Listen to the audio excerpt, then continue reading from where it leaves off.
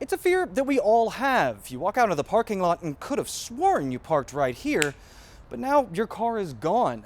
The Joint Police Viper team is working every day to make sure that your car is exactly where it should be. This is Russell Road, roughly the northern boundary of Congressional District 3. If you live south of here all the way to the state's southern border, then either Susie Lee or Big Dan Rodimer will represent you. Yeah, Kalina, this is a very exciting day for Las Vegas, Clark County, and the entire state. This strip is the economic driver for everything, and people are finally coming back. Porfirio Duarte Herrera escaped from the Southern Desert Correctional Center way back on September 23rd. He wasn't captured until days later on September 28th as he tried to board a bus to Tijuana, Mexico.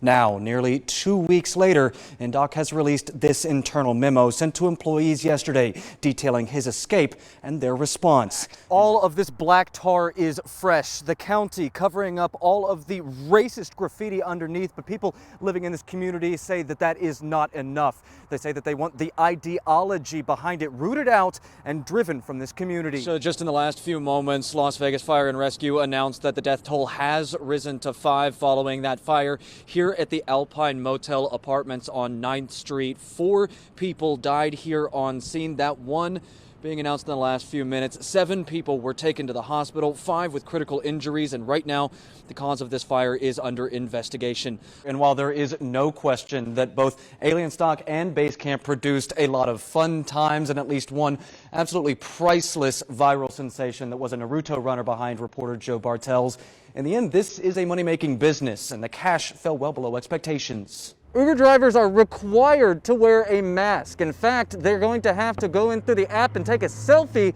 to make sure that they are following the rules. Uber passengers have to sit in the back seat with the windows down for ventilation, and they have to wear a mask too. That is where the car appears to have lost control right along Howard Hughes Parkway, and then it ended up hitting this palm tree. You can see a chunk of the car is still embedded here, a lot of debris left on the ground, and then right over here you can see where the car ended up hitting the Wells Fargo Tower sign, ripping it directly out of the ground. Yeah, across the valley, church boards read closed. The coronavirus forcing people to stay apart. But pastors are getting innovative in the way that they reach out and bring people together in spirit. The construction heavy hitter is Las Vegas Stadium, future home of the Raiders. 65,000 seats costing $1.8 billion. The Las Vegas Convention Center expansion is set to be complete in December 2020. It adds about 1.5 million square feet of space at a cost just under $1 billion. Hotel rooms are on the rise too. The planned Circa Resort and Casino alone adding 777 rooms to the projected total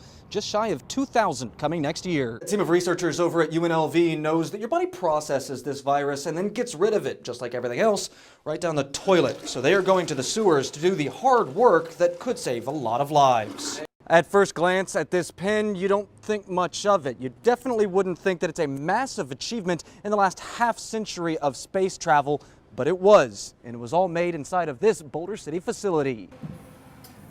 This medical spa has state-of-the-art technology like this light therapy bed designed to help with weight loss and speed up healing, just to name a few of the benefits. I knew I shouldn't have worn my suit pants to the gym. Firehouse World 2020 here at the Las Vegas Convention Center is the place where you can find all of the latest technology, keeping firefighters and people safe from all over the country and even all over the world, including something that I've never personally seen before. This is a fully electric fire truck. Just plug and play, just like your electric cars, your Teslas, things along those lines.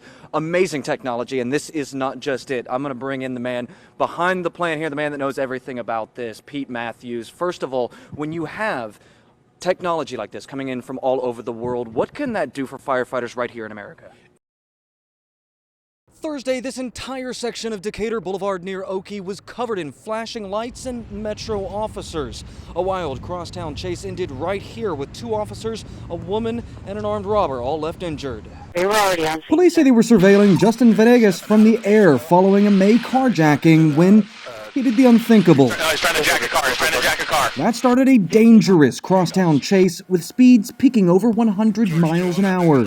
Minutes after the first carjacking, police tried to ram his vehicle to a stop, but Venegas fired from his car, barely missing officers before they returned fire Later, near Deserted and Jones, Venegas stopped a car. He might be trying to hijack someone else. Yep, he's out of his vehicle. Police say when that woman backed away, He's got a gun pointed out at the victim here. He's firing into the victim vehicle. We have to get him stopped. you can see the muzzle flash as Venegas fires towards the woman's car before he runs to catch up with his already stolen getaway car. Next, Where the camper trailer is in the parking lot. at DI in Decatur, police try to clear Smith's parking lot. Everyone get inside the store. As Venegas fails to carjack another person, police pour into the lot. Vehicle's moving. Get in here, guys. He is shot at six civilians, so if we can get that thing blocked in, get it done.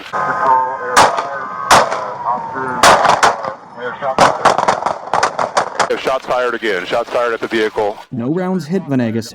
Moments later, the chase ends with a bang. Venegas hitting a canine officer head on. The officer's first thought, his canine partner. Boris, you okay? Boris! Incredibly, Boris was unhurt. Assistant Sheriff Andrew Walsh says the officer is recovering. He's banged up pretty good. You know, you get hit head on by someone trying to kill you at 67 miles an hour. We're very fortunate that we're not burying that officer or the officers that were shot at. Venegas is facing a slate of charges, including 3 counts of attempted murder of a police officer and 1 count of attempted murder. Near Charleston and Decatur, I'm Sean DeLancey. Explosive and disturbing new details about Connor Climo's last few months have emerged in court documents after his arrest Friday. The criminal complaint details his plans to attack the Valley's Jewish and LGBTQ communities. According to the FBI, Climo specifically mentioned the Anti-Defamation League regional offices on 215 and Eastern as a target. The first thing that went through my head is how thankful I was for law enforcement. Regional Director Jolie Brislin says the threat is serious, but it's one ADL employees will face proudly. The emotion is that we're doing something right? Because if the bad guys liked us, we wouldn't be doing the right thing. They will need to stay vigilant. Climo's complaint says he was a member of a white supremacist neo-Nazi group called the Führerkrieg Division, a splinter of the Atomwaffen Division. Anti-Semitic, homophobic, and racist ideology and rhetoric is on a rise. Prosecutors say Climo became a member because the group was interested in his knowledge of bomb making. Climo was the only arrest, instilling fear in members of the LGBTQ community who frequent bars in the Valley. You're like, oh my God, I have to worry for my friends and myself. And I mean, yeah, you could just be like out living your life and, you know, have some crazy person come in and like kill everybody for some twisted, hateful reason. Amanda O'Hara says the rise of white supremacist violence has been hard to watch, but she thought it was something that happened far from her. When it's so close to home and it's right here, I don't even really know how to describe it. Brislin says there's really only one option for people now. The groups are out there, and being powerless against them is unacceptable. I think that when we see something, we speak up. You know, even if we think it doesn't affect us personally, but when we see hate, when we hear hate, we check people. You're going to have to excuse the pun here, but this Popeyes in Henderson along Stephanie Street has been popping all day long. They had to close early yesterday and open late today because of these sandwiches. And Henderson says that police were called here 4 times yesterday just to deal with the traffic because of these long lines. And I'll let you in on a little bit of a secret here. A lot of the restaurants in the area are out, but this one still has sandwiches. Yep, long lines outside of Popeyes. Those who brave the roughly hour-long wait are rewarded with the latest sensation, a Popeyes chicken sandwich. Others back away. Man, I've seen this long line. Edward Scott said no way despite the allure. Must be crack in this chicken sandwich. It's gotta be crazy to wait in a line like this. Is it worth it? Yeah, it is. This is Takina Nadane's second wait for the sandwich. The internet has declared a taste challenge to the chicken sandwich holy grail, Chick-fil-A. I gotta know the verdict here. Popeyes. It's better. It's better, yeah. So here we are, inside with Liam Peterson. His first taste, a moment in chicken sandwich history. Yeah, he says he'll be back for more. I taste the spice from the spicy. I taste the pickle. I got a little pickle. The bread. It's very good. The bum rush of chicken lovers has its consequences, though. There's not enough sandwich to feed them all. Jones in Vegas, out. Flamingo in Decatur, out. Meaning those who didn't jump in line will be waiting for a restock. I'm good. Scott here is probably going to wait for the sensation to die off too. Sometimes you really just can't explain what blows up online, but if you want to find these sandwiches, I've been using the hashtag ChickenWatch2019 to find who's in stock and who's not in stock. And if you want to see Ross's full review of this sandwich, check him out on Facebook and Twitter.